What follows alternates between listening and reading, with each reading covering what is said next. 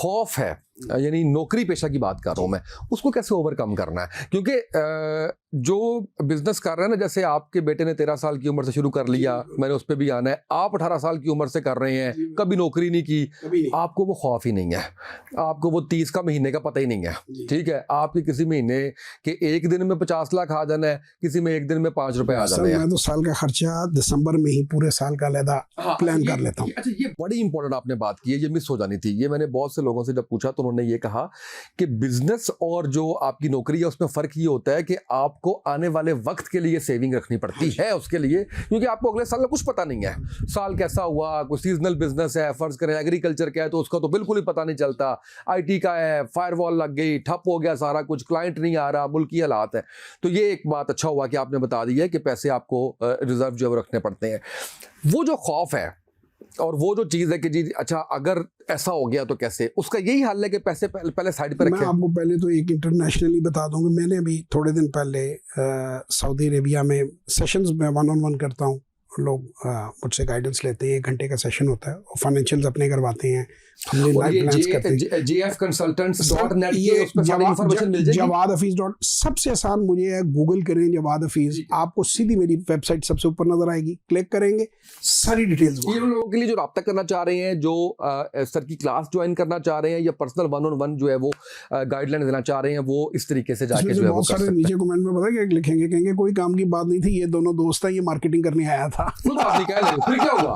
मैंने तो पहले बताया, मुझे तो फर्क ही नहीं पड़ता, मैं तो प्रूफ हूँ इन चीजों का। किसी को ये बता के क्या खट लेना है कि मैंने 1 रुपया नहीं लिया इसकी मार्केटिंग करने का। जनाब ऑनलाइन है, मैं हल्फन कहता हूँ कि ना मैंने 1 रुपया लिया है ना उसामा भाई ने लिया है, इनके साथ बड़ा प्यारा मोहब्बत का ताल्लुक है, इन्होंने फोन किया और मैंने उसी वक्त आगे बताया वो कम करें। बिल्कुल ऐसे ही है। और मैं बताऊं, ये मकसद ये है मेरा कि इस वक्त हमारा जो नौजवान तबका है, जॉब्स नहीं मिल रही उस तरह से नहीं, और मैं ये समझता हूँ ज़ाती हैसियत में कि आप जब अपनी डिग्री कंप्लीट कर लेते हैं ना, पेरेंट्स के लिए भी ये और उन बच्चों के लिए भी, मेरी राय है, जवाद भाई इससे एग्री करते हैं या नहीं करते वो उनकी राय होगी, उनको टाइम दें 2-3 साल का, वो कर लें। जब एक दफा वो नौकरी में आ जाएंगे ना, फिर वो उसी को करियर बनाना शुरू कर देंगे, उसी में प्रोफेशनल होना शुरू हो जाएंगे। सर मैं डिफरेंटली कहूँगा, देखिए मैंने बड़ी बार अपने लेक्चर्स में, बड़ी बार अपनी वीडियोस में जिक्र किया, ओबामा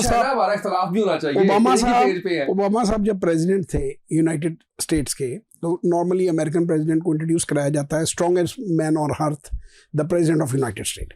उनकी बेटी की एक तस्वीर थी, छोटी बेटी की, उसका नाम मेरे ज़हन से निकल गया है, क्या था, जो डंकिन डोनट जैसे ना किसी अमेरिकन डोनट फर्म के ऊपर वो कैप लगाई हुई है उसने, और वो डोनट बेच रही है और वहां पे खड़ी होगी। अब ओबामा की बेटी डोनट इसलिए नहीं बेच रही कि उससे उसका घर चलेगा या उससे उसके स्टैंडर्ड ऑफ लिविंग में फर्क आएगा। जो रिस्पॉन्सिबल बिहेवियर टुवर्ड्स मनी है, जो वो लोग बच्चों को सिखाते हैं, हम नहीं सिखाते। वो बच्चा इसलिए नहीं लगाता लेमनेड का स्टॉल के $2 से $5 से, और मजे की बात है बिलियनियर्स के बच्चे लगाते हैं स्कूलों में। वो उनको बताते हैं कि how difficult it is to earn $1। जब आपको ये समझ आ जाती है ना कि पैसा कमाना मुफ्त में जिंदगी में कुछ नहीं मिलता, तो फिर आप पैसे की कदर करते हैं। हम क्या करते हैं, हम क्या जुल्म तोड़ते हैं, हम जुल्म ये तोड़ते हैं, अभी तो ये छोटा है, जो इसका दिल करेगा कर लेगा, जो इसका दिल करेगा कर लेगी, उसको 20, 22, 23 साल का कर देते हैं बच्चे को। जैसे ही वो ग्रेजुएट होके मास्टर करके बाहर निकलता है यूनिवर्सिटी से, 15 दिन बाद हम उसे ताने देने शुरू, फलाने का बेटा ये कर रहा है, फलाने की बेटी ये कर रहे, तो वो कुछ नहीं कर रहे। उससे एक तो बच्चे ज़हनी मरीज बन रहे हैं। यार आप मुझे एक बात बताओ, आप क्यों उसे ख़राब कर रहे हो कि व्हाट्सएप पे वो दोस्तियाँ करे, बचपन से 10वीं से मैट्रिक से लड़कियों को मैसेज भेजे, लड़की लड़कों को भेजे। उसे क्यों नहीं कहते कि बेटे रिस्पॉन्सिबल बिहेवियर, कुछ ना कुछ काम के बारे में सीखो। 12-13 साल की उम्र से मैं जहाँ भी गया हूँ, बेटा हो बेटी के लिए सर ज़्यादा ज़रूरी है।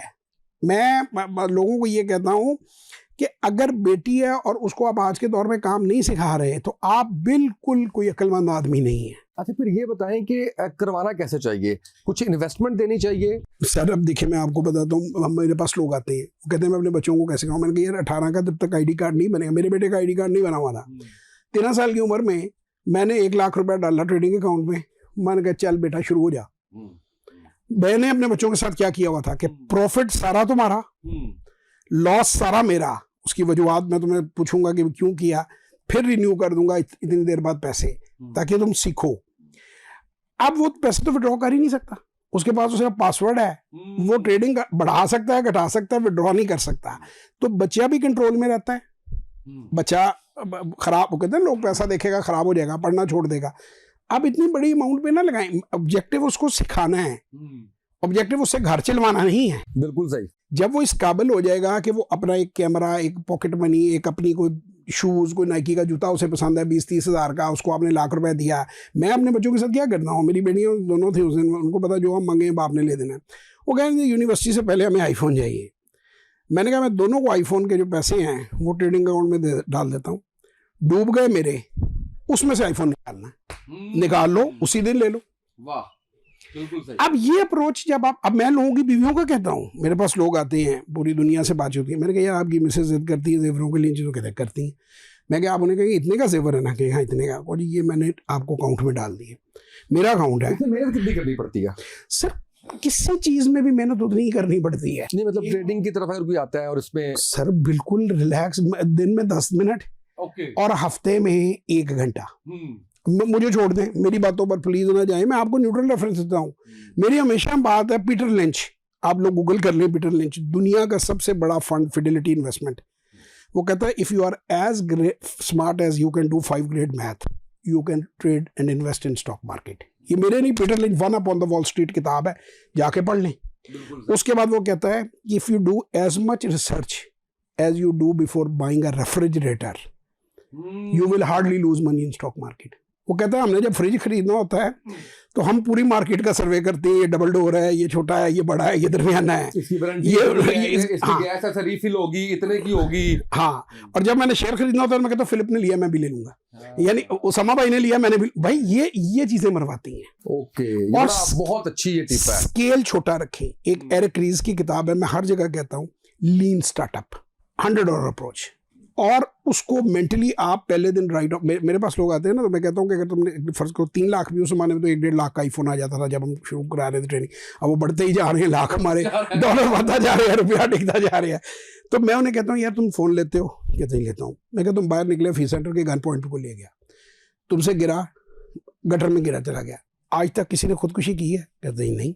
तो मैंने कहा इसलिए कि रिस्क उतना लो जिसे भूल सको, लेकिन अगेन ऑब्जेक्टिव उसे डुबोना नहीं है, मेक श्योर कि एक उतना भी ना डूबे। बिल्कुल सही। तो सर जब आप सहज पके सो मीठा, पेशेंस इज वेरी इंपॉर्टेंट, और 90 दिन आप भूल जाएंगे आपने पैसा घर लेके जाना है। बिल्कुल सही।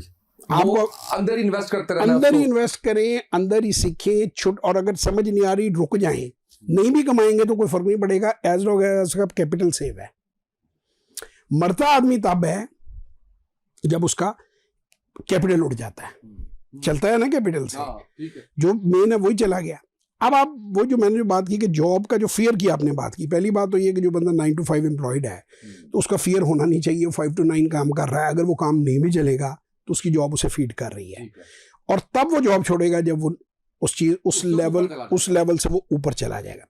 एक और गलती बहुत बड़ी, मैं चार्टर्ड अकाउंटेंट बता रहा था, वो तकरीबन 40 लाख रुपया पाकिस्तान, 50-60 हज़ार दिरहम उनकी तनख्वाह है मंथली, रियाल सऊदीया में है, is CFO of equity fund. तो उन्होंने मुझसे सेशन लिया, बड़ी अजीब बात है, हालांकि मतलब चार्टर्ड अकाउंटेंट, मैं इंजीनियर हूँ, वो चार्टर्ड अकाउंटेंट है। तो मैंने पहला सवाल उनसे पूछा, मैंने कहा कि क्या आपके पास तकरीबन 2 करोड़ रुपया ऐसे पेटी कैश पड़ा हुआ सेविंग अकाउंट में या किसी चीज़ में कि जिसे आप जब तक भी निकाल लें? उन्होंने कहा जी नहीं। तो मैंने कहा आपको नहीं पता कि इंटरनेशनली ये रूल है कि 6 महीने की जो आपकी तनख्वाह है वो आपके पास एक फिक्स डिपॉजिट में, FD जिसे कहते हैं, आप इस्लामिक बैंक में रख लें, आप मिज़ान बैंक में रख लें, आप गोल्ड की बार लेके रख दें, क्योंकि आपने बात की बिजनेस की, बिजनेसमैन तो पता नहीं फिर कोई दिहाड़ी लगा के खा लेगा, जॉब वाले की जॉब चली गई, 5-6 महीने अगर आपने कभी जॉब की हो तो ये नॉर्मल टाइम है जॉब A से जॉब B के अंदर। अगर एक तो था खुद छोड़ता है, उसके पास ऑफर पहले होती है सर जी, तो पहले कमिटमेंट लेता है, फिर इधर रिजाइन पुट अप करता है। जिस बंदे ने निकाल दिया गया, आपको फायर कर दिया गया, पेंडेमिक है, whatever that is, your services are no more required, आप क्या करेंगे, कहाँ जाएंगे? 6 महीने की सैलरी को आपने टच नहीं करना। आपका एक्सीडेंट हो जाए, आज मैं देख रहा था लिंक्डइन पे किसी बंदे का कि जी मेरी ज़िंदगी का सबसे खुशहाल महीना और सबसे बुरा महीना कि मेरी शादी हुई, 10 दिन बाद मेरा एक्सीडेंट हुआ, तो मेरी जॉब ने मुझे फ़र्क कर दिया और मैं हॉस्पिटल का इतना बिल बन गया मुझे। तो 6 महीने के पैसों को कभी टच ना करें। पहले 6 महीने की तनख्वाह समझे मिली ही नहीं, वो आपके पास बैंक में होनी चाहिए। ये कड़वे जरूर हैं असूल, मुश्किल जरूर है। जैसे रोजा है ना, डिसिप्लिन करता है, लेकिन डिसिप्लिन आपको अल्टीमेटली गुर्बत से बचाता है। ये बहुत इंपॉर्टेंट पॉइंट है 6 माह का जो है वो। अच्छा, जब आप इसकी स्टॉक एक्सचेंज की बात करते हैं और इसकी उस पर, तो आपसे ये सवाल भी किया जाता होगा हलाल और हराम के बारे में। पहली तो बात ये है कि जावेद अहमद खामदी साहब हैं, वो डॉक्टर वो जो हैं, वो जो नाइक साहब हैं, उनकी सब बेशुमार के फतवे ऑलरेडी आ चुके हैं कि ये हलाल है। उसके बावजूद भी अगर कुछ दोस्तों को फिक्र है तो फिर इस यहाँ पे मिज़ान इंडेक्स है जो कि 100% शरिया कंप्लायंस कंपनी है। तीसरी चीज़ आपको ये मैं बात बताता हूँ कि इस्लामिक जिसे कहते हैं ट्रेडिंग कराने वाले इस्लामिक बैंक्स जो हैं वो फिर शरिया कंप्लायंस के साथ कर रहे हैं, तो बेशुमार आपके पास ऑप्शंस इसमें मौजूद हैं। बिल्कुल ठीक है। आखिरी चीज़ जो है वो जो मैं आपसे जानना चाह रहा हूँ वो ये है कि जो आपके बच्चे हैं उनको आप बगैर इन्वेस्टमेंट के भी कुछ करवा सकते हैं? ज़रूर करवा सकते हैं। वो देखिए, फ़र्ज़ करें आपके बच्चे स्टॉक मार्केट को सीखना चाहते हैं मिसाल के तौर पे, तो मेरी 1000 से ऊपर वीडियो फ्री पड़ी हुई है। आपके बच्चे पेपर ट्रेडिंग तो कर सकते हैं ना, एक्चुअल ट्रेडिंग के लिए पैसे लगते हैं। फर्ज करें कि आप ही का साहबज़ादा है, वो शुरू कर देता, आप बता रहे हैं 5th में है, वो लिख देता है 3rd में है, 5th के बाद शुरू कराएं उसे, वो लिख देता है जी मैंने आज ABC शेयर लिया, आपको लिख के आपकी कॉपी में देता इतना लिया नहीं है, पेपर ट्रेडिंग की है, और मेरी ये अंदाजा है कि ये इस वजूहत है खरीदने की और ये हो जाएगा, इस प्राइस पे पहुंच जाएगा। अब वो ऊपर जाता है नीचे जाता है उसको पता चल जाएगा, तो इसको पेपर ट्रेडिंग कहती है। ये जीरो कैपिटल से हो सकता है, और मैं ये समझता हूँ कि यूनिवर्सिटियों के अंदर कराना चाहिए पूरी पाकिस्तान की। लाम्स में नहीं है जी, मैं लाम्स में गया हूँ, वहाँ पे कोई लोगों को कॉन्सेप्ट ही नहीं फाइनेंशियल लिटरेसी का। मैं Lahore college for women university वालों ने मुझे बुलाया, फाइनल सेमेस्टर था BBA का, nobody in the class know के स्टॉक मार्केट होती क्या है। तो बड़ी ही हमारी पैथेटिक सूरत हाल है, डिग्रियां किधर को जा रही हैं और रियलिटी किधर को जा रही है। बिल्कुल सही है जवाद भाई, आपका बहुत शुक्रिया।